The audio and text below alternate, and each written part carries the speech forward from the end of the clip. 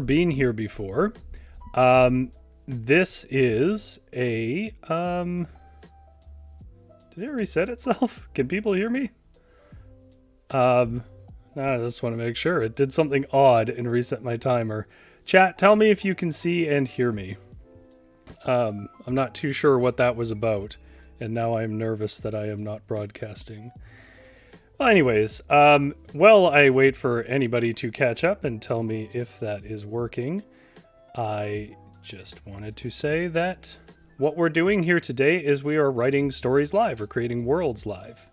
And in particular, because this was a really hard one to explain in the title of a video, I'm going to take a second here before I lose you and try to explain as simply as I can what we're doing.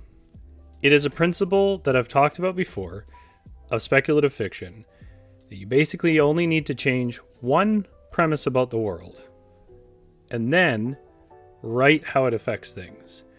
And for the most part, that's all that speculative fiction is. So, like, does that mean only one thing in the middle of the world, only one thing in the world will, let's say, change? No, it'll have a cascading effect, but it will all root back to that one change. GS says I started mid-sentence, so, well, hopefully you got enough to make sense of that. Okay, so what does that mean? For example, you take a story like Blade Runner. Blade Runner's, set in the future and whatever, but for the most part, it's our world. Except it has this very core premise of a change, which is you can basically manufacture people, and it's questionable how much they are just people like things or people. And then from that conclusion that you can send out these people that, are hardier or don't need the same things to live and are sent out to mines and wars and whatever else, all the rest of Blade Runner falls forward and its stories and its implications on human life. How does that work for us? Well, what we're going to do together is we're going to pick something about the world and we're going to change it. And when we change it, what I will then start doing with your assistance is writing that out, creating a little story, an introduction to a story or an introduction to a world as we do live. And then at the end, I'll read it aloud. So that's what it means by changing a rule about the world. I gave some examples. Imagine if you could only speak in whispers, or imagine if I was talking today with my partner about imagine if the gravity shifted regularly in the world. How would that change how technology is built and how housing is built and so on? That's what we're doing today on the Varietal Show, which of course is live writing. Now, with that in mind, that's the main thing we're doing. But also, we do a couple of other short things, and the first thing I want to do is Left on Red. So, Left on Red is a section where I give you some recommendation of something we have left on red. And, in other words, red and light. And Left on Red is, kind of book recommendations. So I'm actually breaking my own rule here because I'm going to recommend something where I haven't specifically read it, but I've read other works in the same area. That's a recent release. So Rachel Hartman is an author that lives in Vancouver, but she's a New York Times bestseller. And I would say she's a friendly acquaintance. Like if you met her in the street and you said, "Hey, do you know Rory?" She would probably know who you were talking about. Like, I wouldn't say she knows me that well, and I don't know her that well, but that I do have that I do know her. And she has a series of books that started with Serafina, and I'm blanking on the second one, Serpent Scale or something like that. And the third one is right here over my shoulder, which is called Tess of the Road. Tess of the Road is technically about a different protagonist than Serafina and its sequel were, but it's in the same world. It's somebody who is essentially related to her. Rachel Hartman has been releasing these books since 2012, and she just released a book called In the Serpent's Wake, which is a sequel to Tess of the Road. So I'm basically recommending that you read the series because there's a new book out. What the books are, just to give you the sort of bare bones Cole's notes of the first book. It's about a world where dragons exist, but dragons can take the form of humans. And they are indistinguishable from humans in all ways except for emotion. They don't understand human emotions.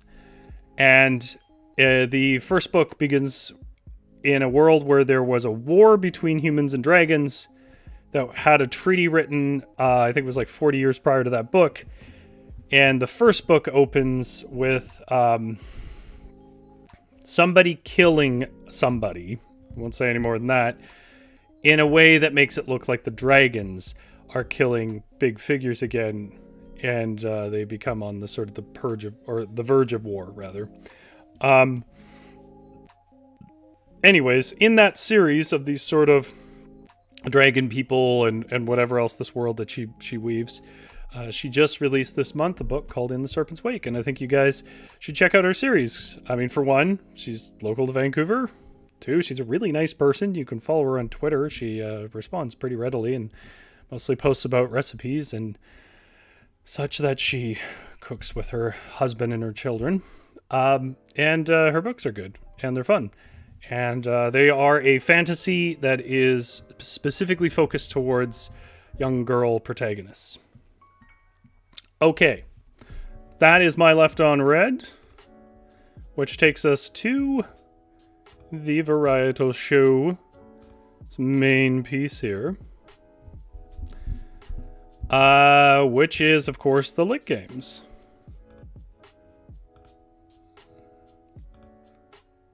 Come on, there we go. Lit games. Again, lit games is live writing. So sometimes it's more of a game where there's a challenge, and sometimes it's more of an examination. We always like to do things where you have an opportunity to screw with me. I thought we could do the randomizer again today. It's been a while since I've brought up the randomizer. The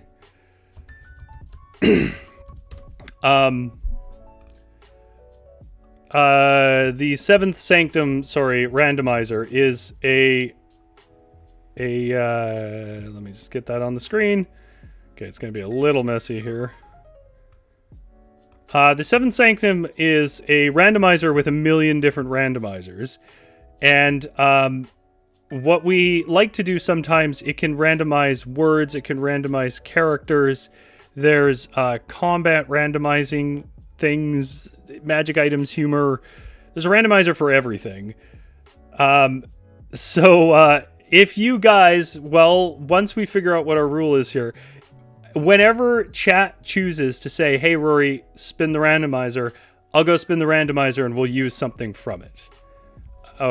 So let's just start with something simple like settings and places. And then within settings and places, they give you a bunch of different randomizers, but I am going to pick realms. And here are some names of our realms. You know what I'm going to do? I'm going to separate this out. I'm going to give it its own window. And I'm going to do that because I can see that it's going to be a little hard to read if I don't do that.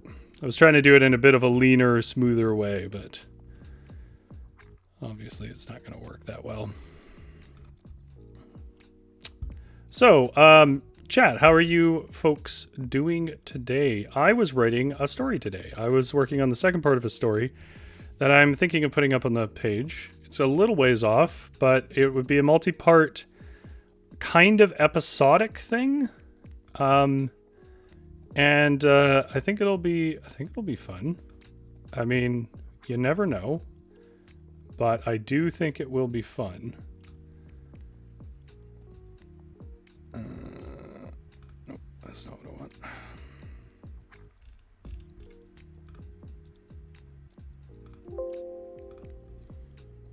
There we go.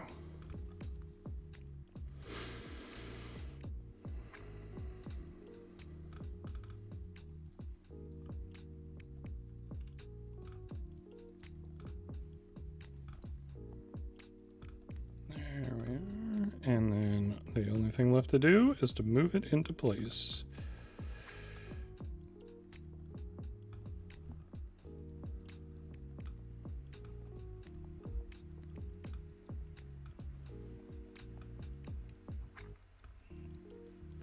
I think that should work just fine. There we go. Okay. So, see how I have generated here a series of names? Barony of Spring, Duchy of the Deed, Duchy of the State Endings, Duchy of the True Purgatory, but I can generate more names.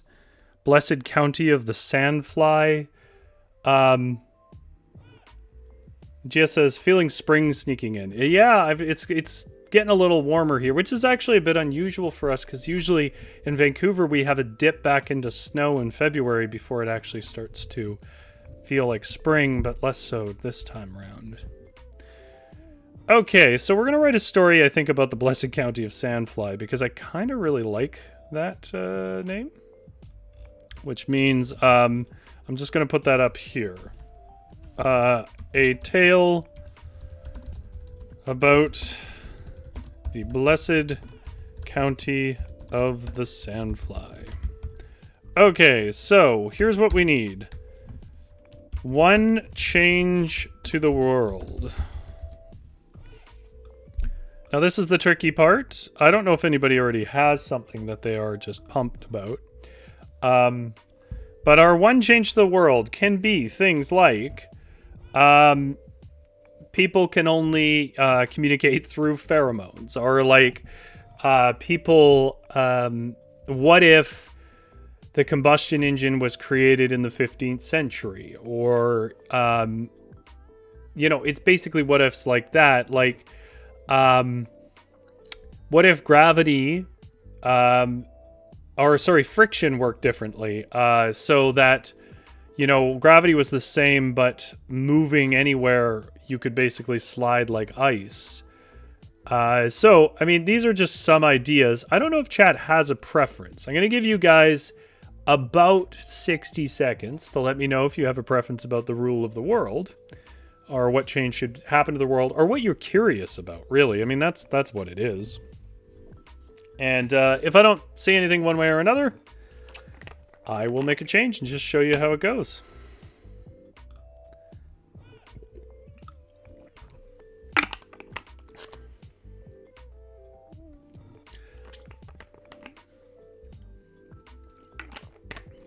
Good water.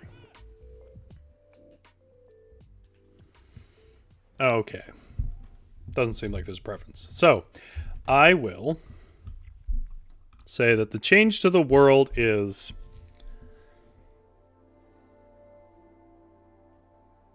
the first thing that came to mind was we only have opposable thumbs, like no fingers. But I don't think there's enough I can get out of that in a written format that would be interesting.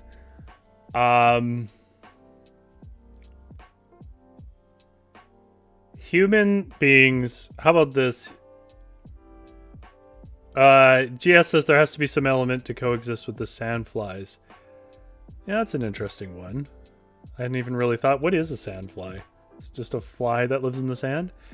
What if the only way that we can move is by inflating ourselves and floating?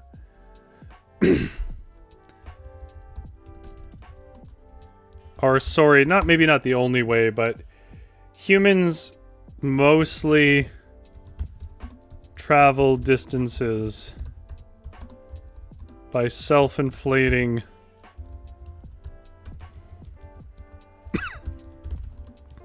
and floating.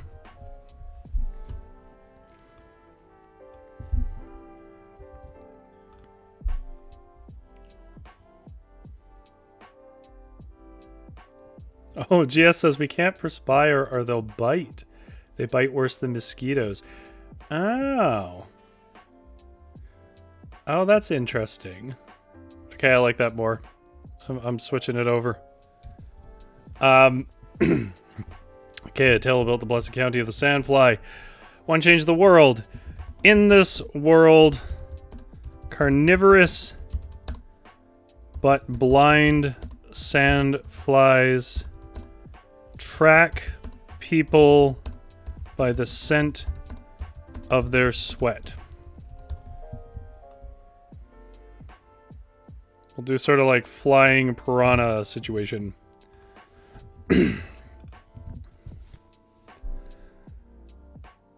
In this world, carnivorous but blind sandflies track people by the scent of their sweat. Those who can move quickest without sweating are celebrated.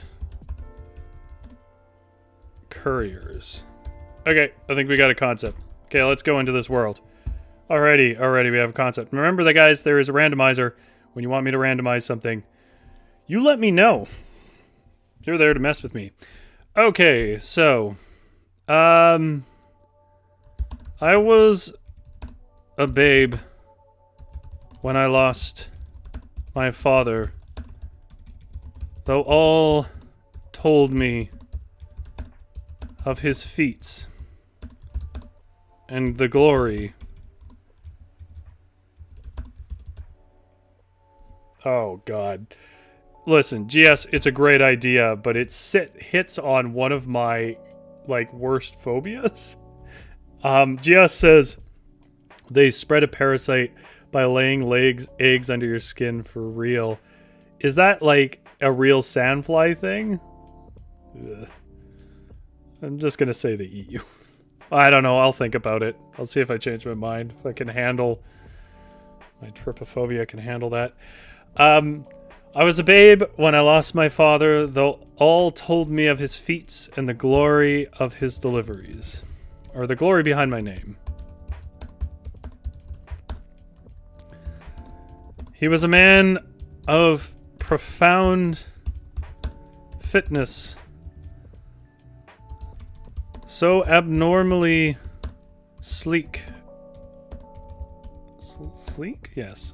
And strong that he barely sweat when in a full sprint. Perhaps in the towns outside of the swamps, he would have been a cobbler or someone of little note and humble profession. I don't know where this voice is coming from, but we're going with melodramatic. GS says, yes, a real sandfly thing. Holy crap. I don't want to know anything about sandflies. This sounds horrible.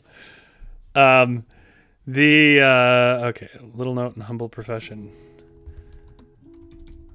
But in the blessed counties, the blessed county of the sandfly,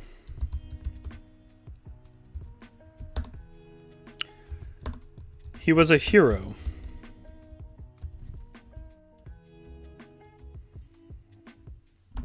The name...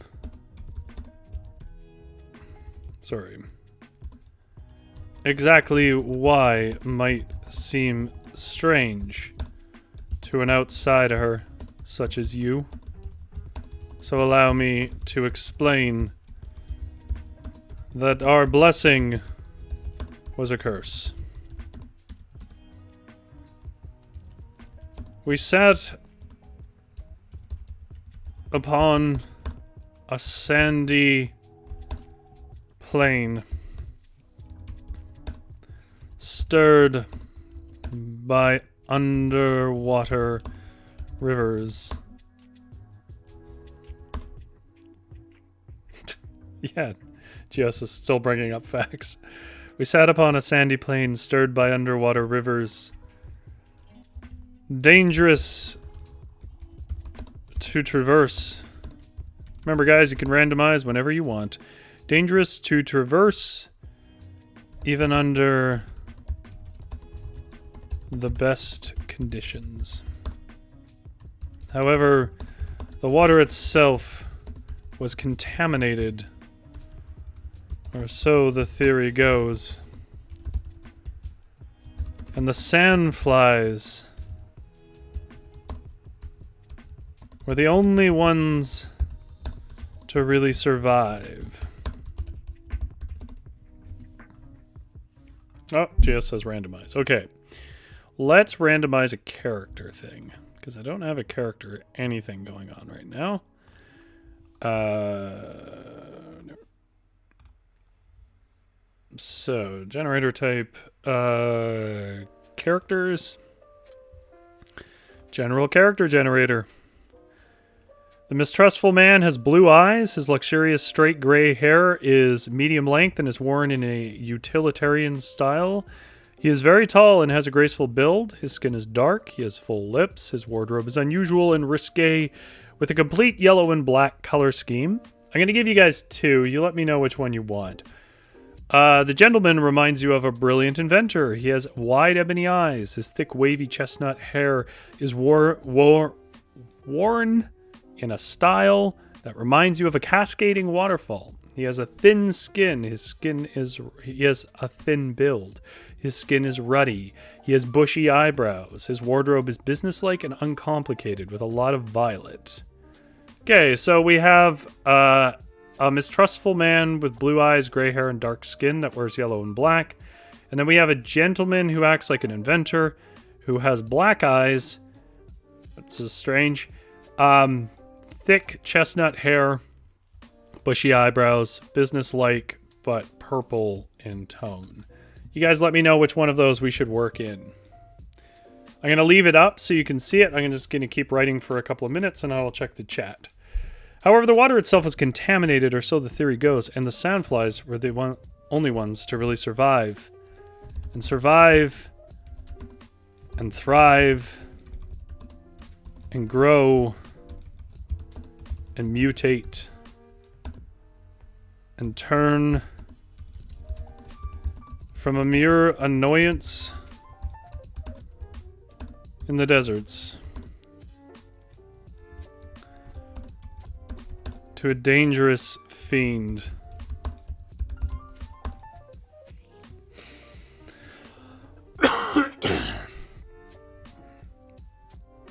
Okay, so we got a brilliant inventor. Okay, we'll come back to that in a second. Let's go back to the story for a minute.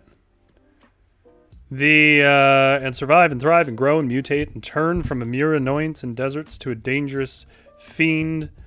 Swarms of carnivorous pests that chewed skin from muscle from tendon, and tendon from bone.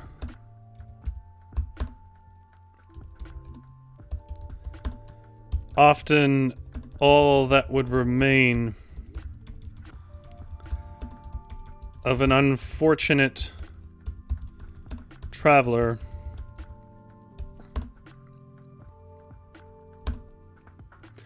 all that would remain of an unfortunate traveler. Is traveler only one L? I don't know why that feels wrong. Remain of an unfortunate traveler. Often all that would remain of an unfortunate traveler were hollowed out bones, punched through. I mean, I basically wrote a story about this once, I realize now. But it was a very different context. If you want to see that, it's called The Sands of Tanari. And it's on varietal-literature.ca. And I use that same idea of bones punched through because, well, it's a bit different, but I will say similar idea.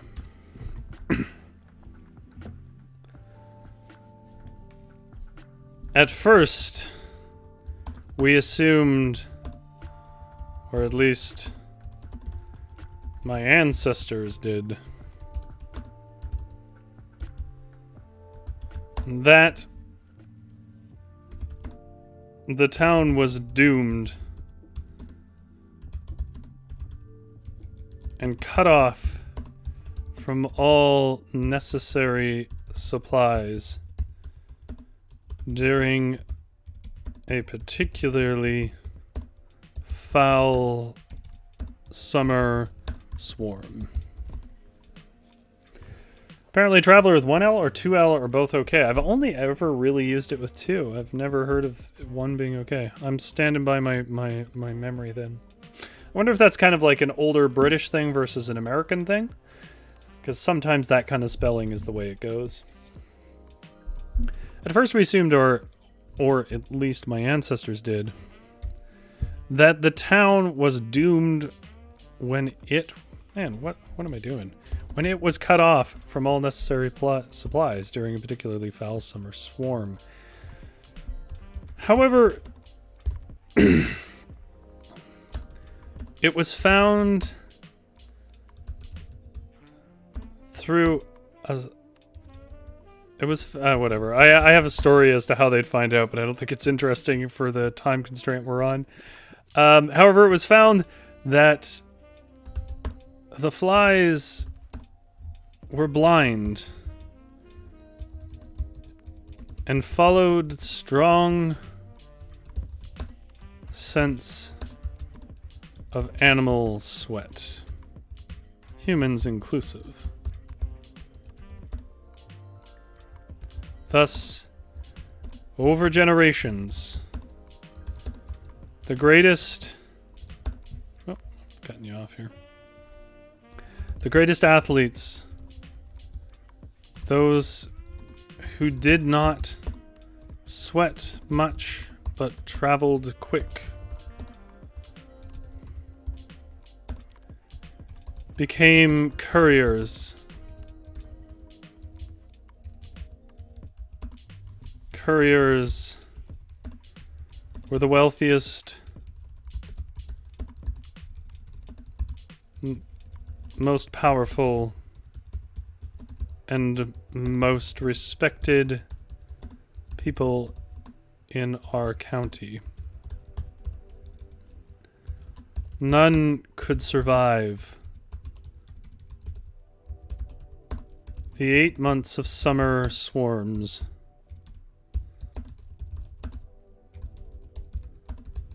without the risks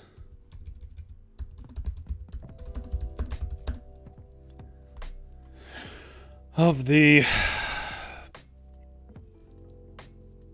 couriers. Hey, look. Somebody named, unbelievably, Jesus Kendall is a spam account. Jesus Kendall is a kind of a great name, if I'm being completely honest. Which means it's time again for... GS says a false messiah has joined the chat. Indeed. Haven't they?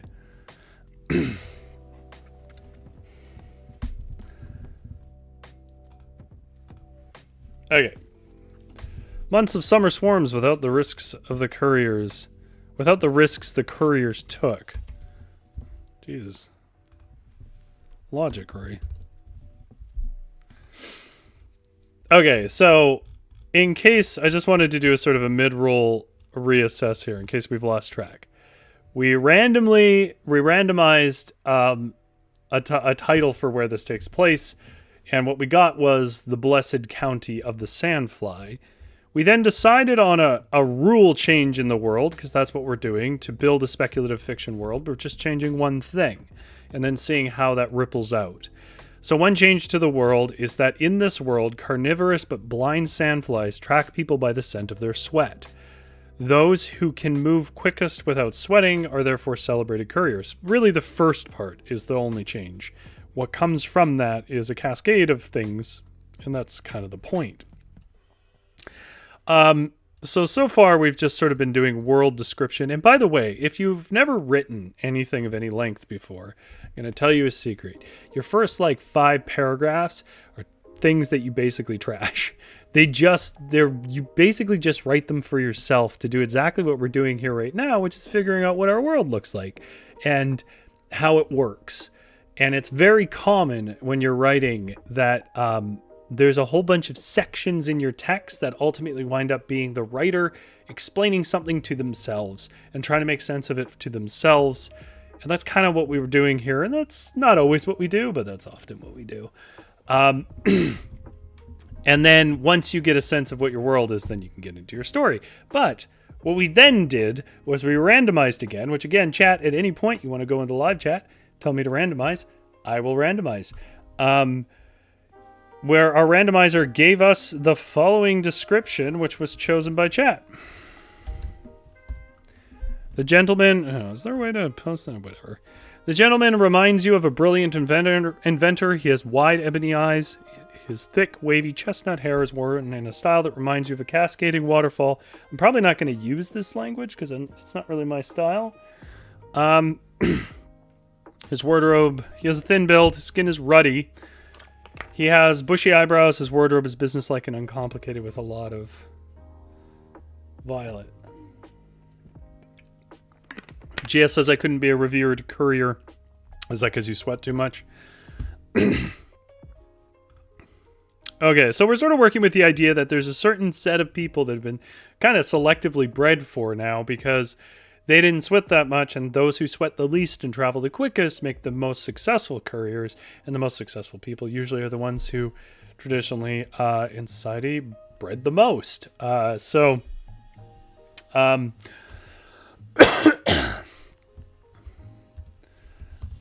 My father was one of the best of these. Certainly the best of his time. He was renowned beyond our borders and became the wealthiest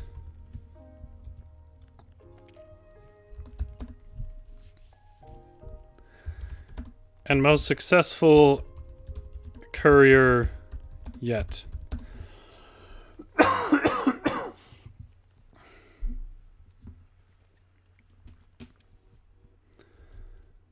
Everyone agreed his feats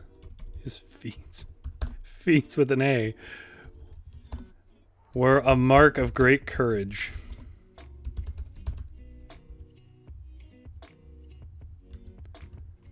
However,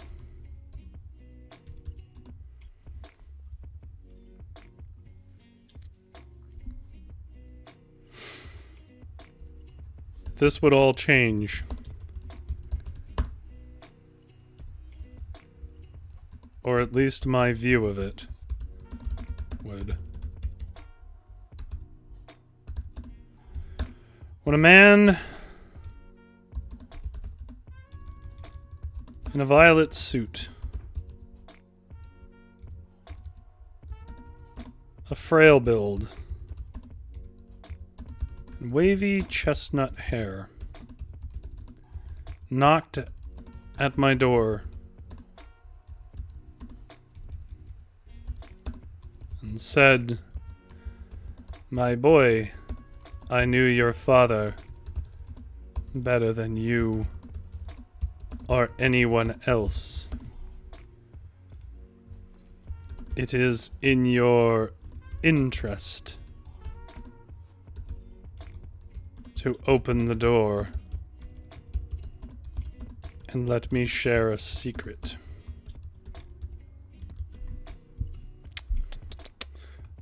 And I see a call for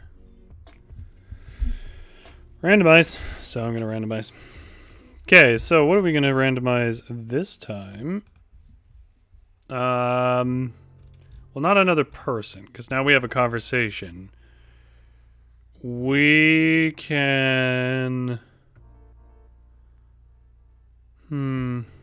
Technology? I mean, they said he was an inventor.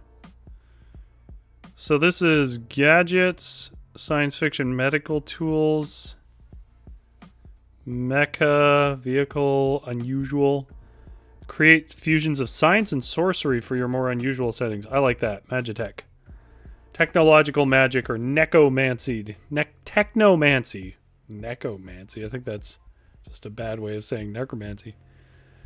Alchemy circuit, amulet negation, Kabbalistic combination, Kabbalistic projector, diabolism actuator, a diviner's negation, an enchantress area, an ethereal adjustment, a magical contour, a summoner's torrent, summoning disjunction, the talisman pyramid, thaumaturgy, bombshell, warlock's armor, and warlock's port.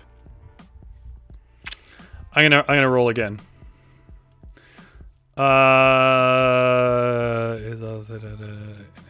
Enchantress slicer, ether receptor. I like ether receptor. I think I can do something with that. Okay, so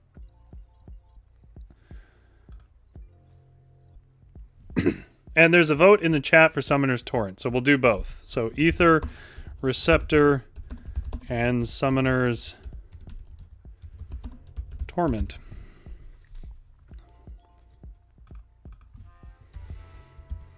Now, normally I'd write this scene with a little more slow burn and build, but instead, because we don't have a ton of time left, we probably have about 20 minutes left, and that's, takes a little while to write. I'm going to write this a little more paraphrased. Okay, so we had the guy who we randomly rolled come in and say, "My boy, I knew your father better than you or anyone else. It is in your interest to open the door and let me share a secret." I brought the man in, though his menace was undeniable. It carried through his through his precise gestures, his graveled but nasal voice, and the careful pauses which were punctuated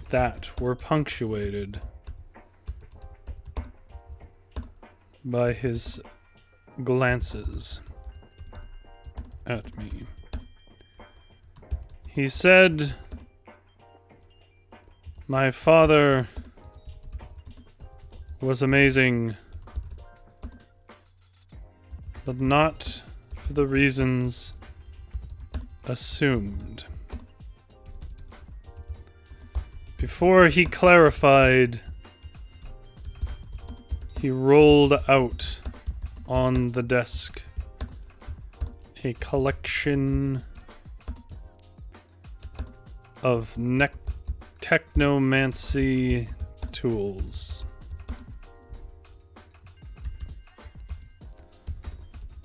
"You're a technomancer, then? From the city?" I asked, trying my best to emulate my father and seem less the boy I was.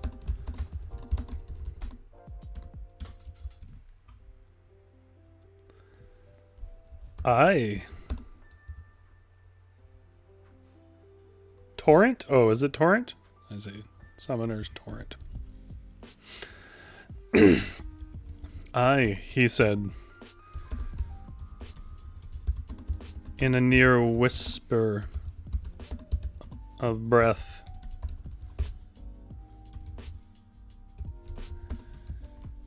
I am a master of those arts, inventor of the Summoner's Torrent. The weapon you'll recall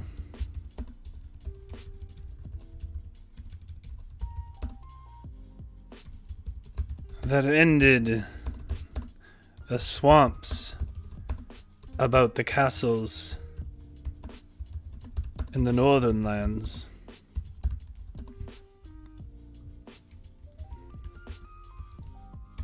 I nodded, but added.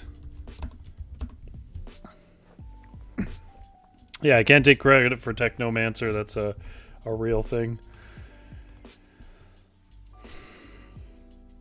I nodded, but added.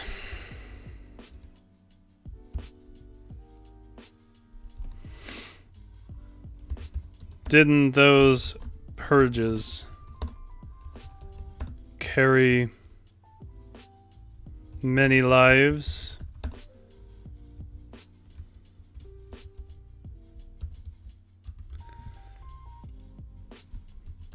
He gave a grim smile and said, "Such calculations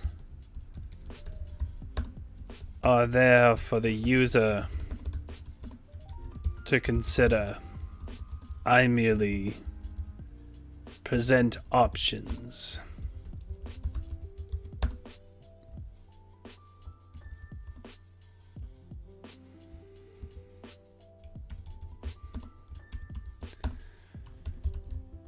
Then he pulled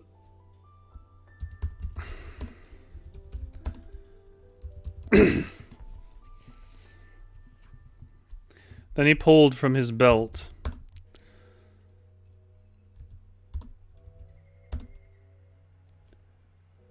a small, whirring, and blue-lit device.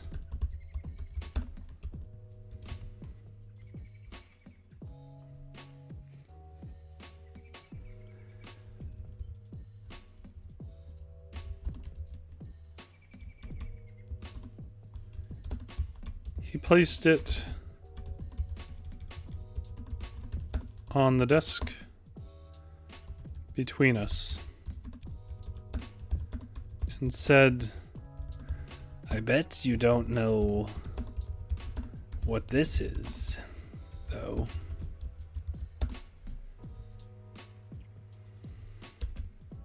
I shook my head.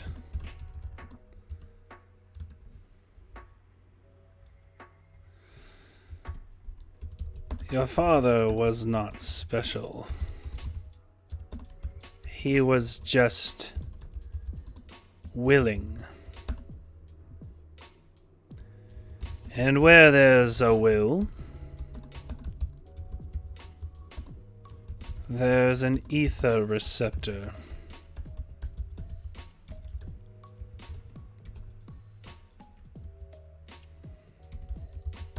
He said while gesturing to the odd device.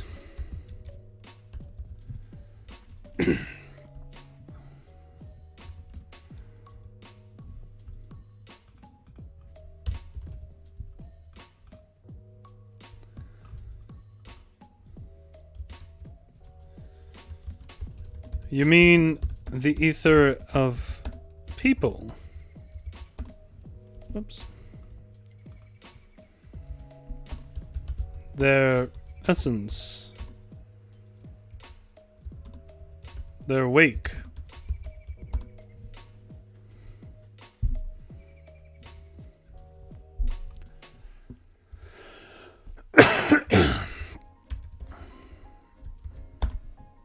I asked. He nodded. What does it do for my father? What did it do?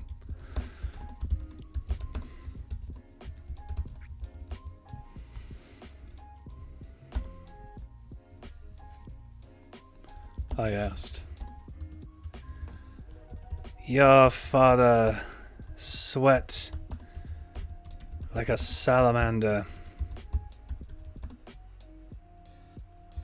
Left on a summer's stone. He knew he bore before him a life of hardship, service to couriers who ruled however they willed. His family, your line, are no couriers. Fit, yes, fast, indeed, but foul with pheromones. And often the first the swarms would take.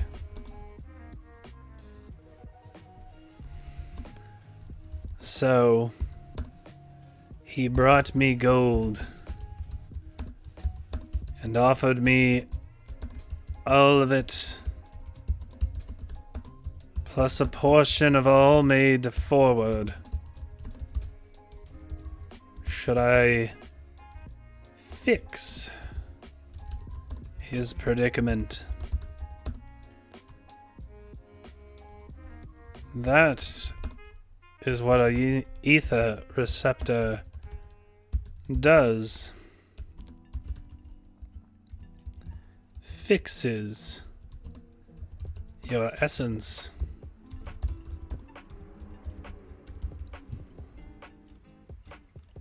Can I take this?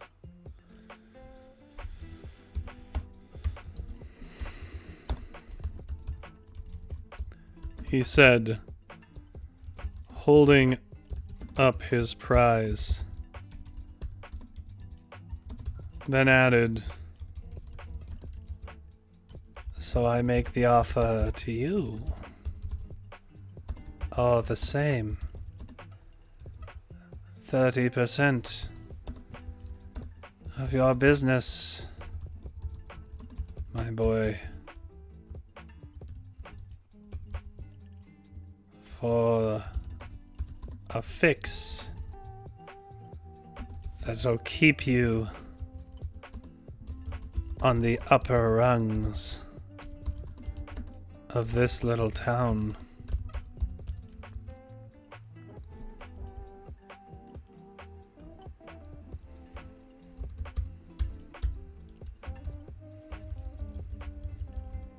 Oh, we got a request to randomize. Okay. What are we going to randomize this time?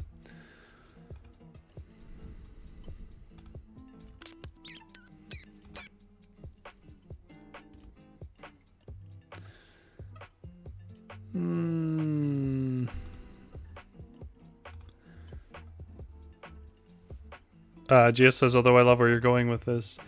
I don't know. Let's try combat.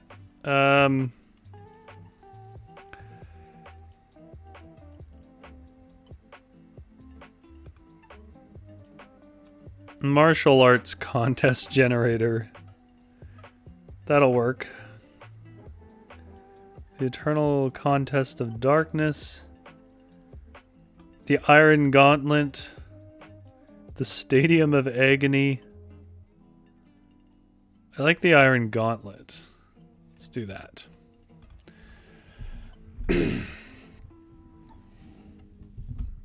Okay.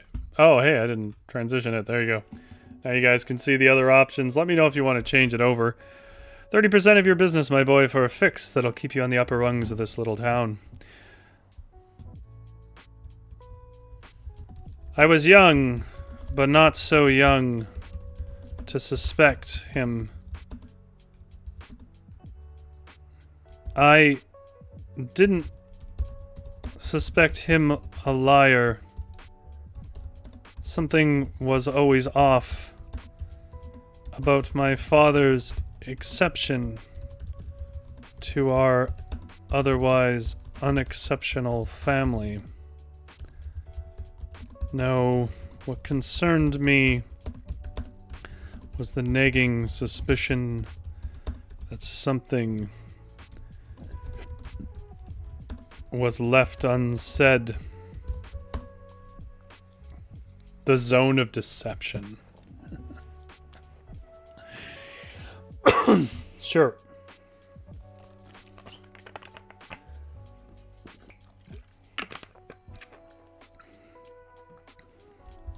I had completed the trials, after all. I had especially excelled at the zone of deception, a puzzle of liars in a cave where you cannot leave until you sort through the truth. A test of instinct, empathy, and reason.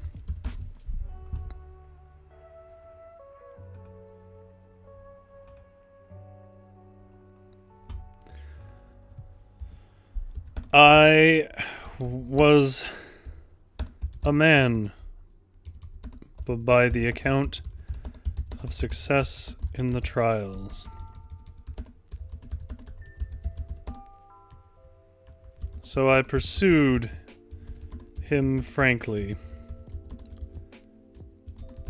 I am a man by our times, by our town.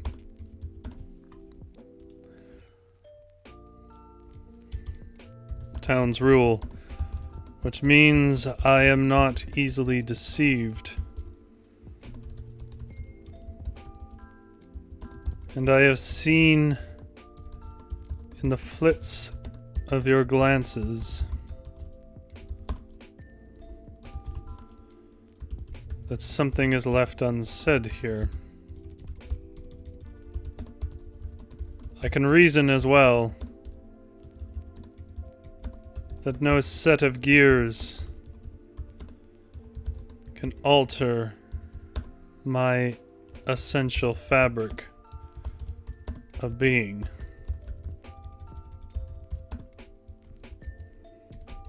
My ether.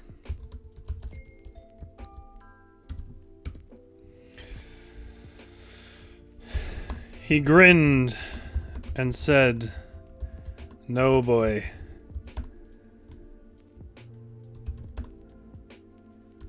The ether..." What was it? Ether projector? Is that it? I honestly don't remember.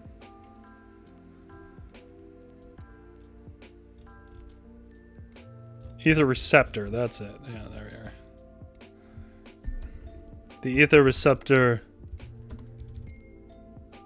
facilitates in exchange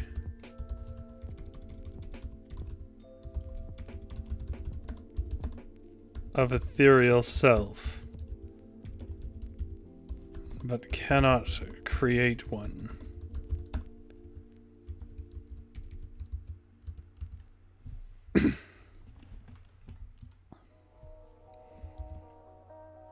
Wait, I said, my mind piecing it together.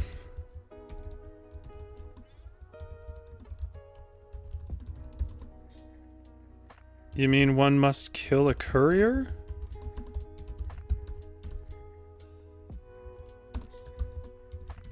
And take their talent for themselves? Whoops.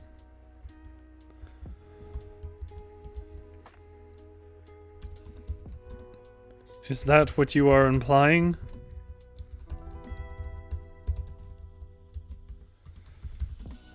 The man rolled up his tools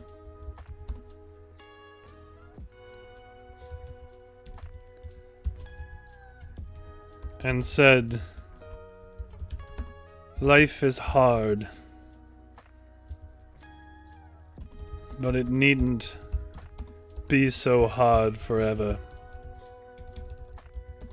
When the town finds that the ways of the Father are not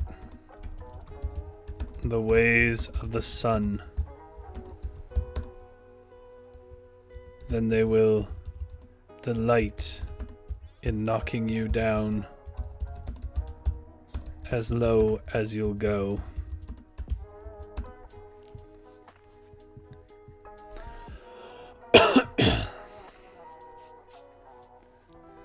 Your father did not have the talent of a courier,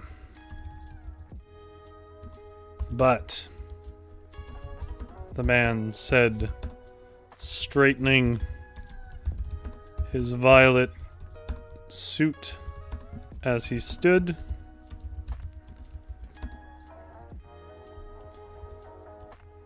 he did have the will to succeed. Maybe he left you that. Let me know if he did. And with that, he left me there, mouth agape. Was my father a liar? A murderer? Had he lured a man to the marshes and used this technomancy? I could not know for sure unless I investigated. And I guess we'll sort of call it there. I don't even know if anybody's left. This has just turned into watching Rory write stories. GS says this story has great potential. Well, thank you so much. I have no idea. I mean, the premise of like sweat is very, very strange and probably hard to sell. If you guys are just tuning in, I'm gonna read back everything I just did. So basically, we randomized an area which came out as the Blessed County of the Sandfly. And then we are examining the way that making one change to the world creates a story in a world, and speculative fiction in general is usually just one change to the world and all the rippling effects of that. It's sort of an exploration of that. So we're trying that out, and the change to the world, based on our randomized title, was in this world, carnivorous but blind sandflies track people by the scent of their sweat. Those who can move quickest without sweating are celebrated couriers. So that's our premise. So I'm going to read you what we wrote based on that premise. I was a babe when I lost my father, though all told me of his feats and the glory behind my name. He was a man of profound fitness, so abnormally sleek and strong that he barely sweat when in full sprint. Perhaps in the towns outside the swamps he would have been a cobbler or someone of little note in humble profession, but in the blessed county of the Sandfly he was a hero. Exactly why might seem strange to an outsider such as you, so allow me to explain that our blessing was a curse. We sat upon the sandy plains stirred by underwater rivers, dangerous to traverse even under the best conditions. However, the water itself was contaminated, or so the theory goes, and the sandflies were the only ones to really survive. And survive and thrive and grow and mutate and turn from a mere annoyance in deserts to a dangerous fiend, swarms of carnivorous pests that chewed skin from muscle, muscle from tendon, and tendon from bone. Often all that would remain of an unfortunate traveler were hollowed-out bones punched through. At first we assumed, or at least my ancestors did, that the town was doomed when it was cut off from all necessary supplies during a particularly foul summer swarm. However, it was found that the flies were blind and followed strong scents of animal sweat, humans inclusive. Thus, over generations, the greatest athletes, those who did not sweat much but traveled quick, became couriers. Couriers were the wealthiest, most powerful, and most respected people in our county. None could survive the 8 months of summer swarms without the risks the couriers took. My father was one of the best of these, certainly best of his time. He was renowned beyond our borders and became the wealthiest and most successful courier yet. Everyone agreed his feats were a mark of great courage. However, this would all change, or at least my view of it would, when a man in a violet suit, a frail build, and wavy chestnut hair with a frail build. Violet suit over his frail build? Whatever. That's second draft stuff. And wavy chestnut hair knocked at my door and said, "My boy, I knew your father better than you or anyone else. It is in your interest to open the door and let me share a secret."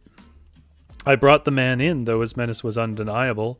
It carried through his precise gestures, his graveled but nasal voice. I don't know that graveled's a verb. And the careful pauses that were punctuated by his glances at me.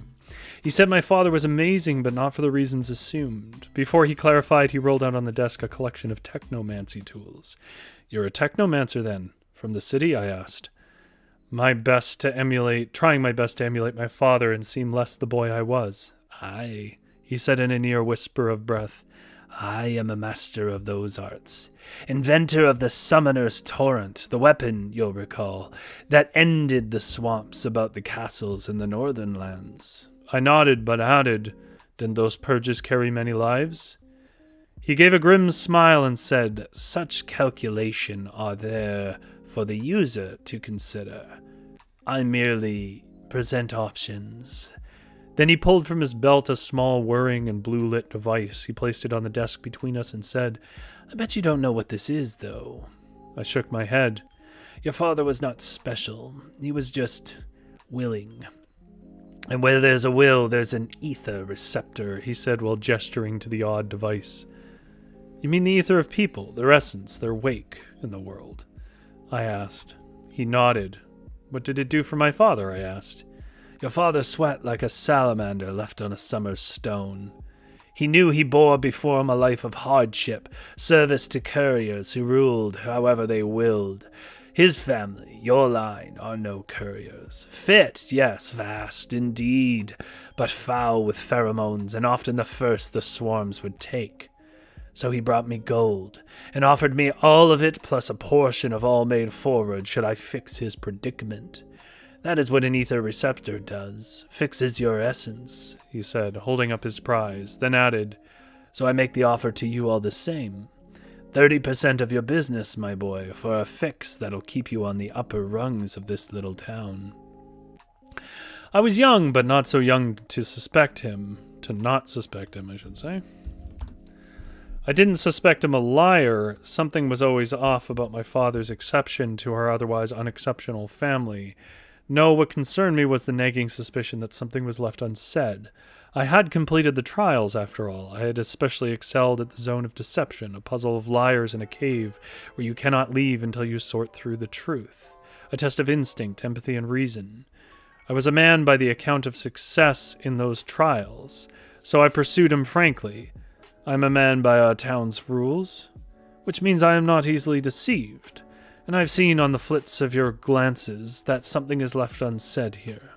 I can reason as well that no set of gears can alter my essential fabric of being, my ether. He grinned and said, "No, boy, the ether receptor facilitates an exchange of ethereal self, but cannot create one." "Wait," I said, my mind piecing it together. "You mean one must kill a courier and take their talent for themselves? Is that what you are implying?" The man rolled up his tools and said, "Life is hard, but it needn't be so hard forever. When the town finds that the ways of the Father are not the ways of the Son, then they will delight in knocking you down as low as you'll go. Your father did not have the talent of a courier, but," the man said, straightening his violet suit as he stood, "he did have the will to succeed. Maybe he left you that? Let me know if he did." And with that, he left me there, mouth agape. Was my father a liar, a murderer? Had he lured a man to the Martians and used this technomancy? I could not know for sure unless I investigated. Oh, Big Drew, hello. Holly's house is quietly creeping and lurking in the shadows and unable to join the chat. Yeah, I think I heard about that a little earlier. Oh, that's okay. We are at the tail end here. Thank you, GS, for writing a story with me. Go all the way back up here.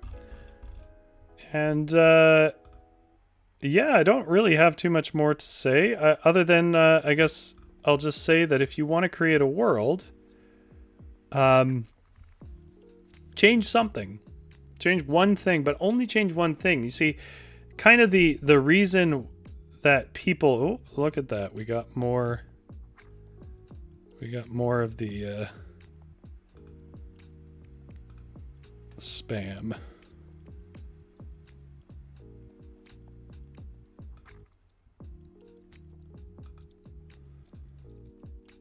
Report.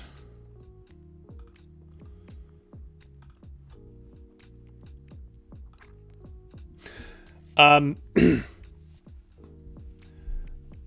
know what? Actually, I'll do this as my actual unqualified advice, which I haven't done in a little bit. Unqualified advice.